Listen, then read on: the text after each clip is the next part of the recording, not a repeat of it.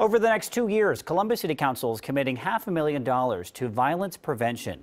The city says the money will be used to connect at-risk youth, find jobs, address trauma, and connect communities with resources. NBC4's Courtney Yoon has the story.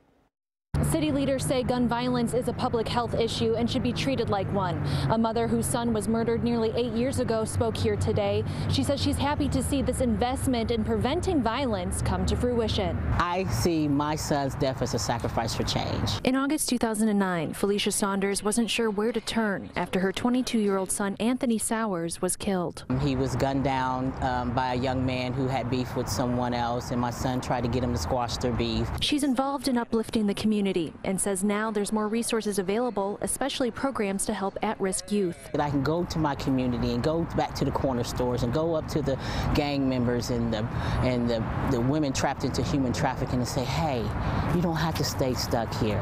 There's resources out here to help you. Columbus cannot solely police our way to a safer community. That's why Columbus leaders say they're investing $500,000 towards community-based safety strategies. Specifically, violence intervention staff out in the neighborhoods. They're outreach workers who work with at-risk youth to help them choose a different path. Councilmember Elizabeth Brown says the money will help bolster programs already in place that offer constructive alternatives to violence and mentorship hosted at local community rec centers. On the second anniversary of Henry Green's death, the People's Justice Project says today's announcement comes at a somber time. Lead organizer Amber Evans says they're hopeful the city's words will turn into action while allowing a place for the community to help lead change. Especially as we talk about trauma, especially as we talk about the resources the city can provide, that we're actually reaching the people at the highest risk who are presently impacted. Funding will also be distributed to the CARE Coalition here at Columbus Public Health, which has social workers and counselors available to help people through traumatic events like gun violence.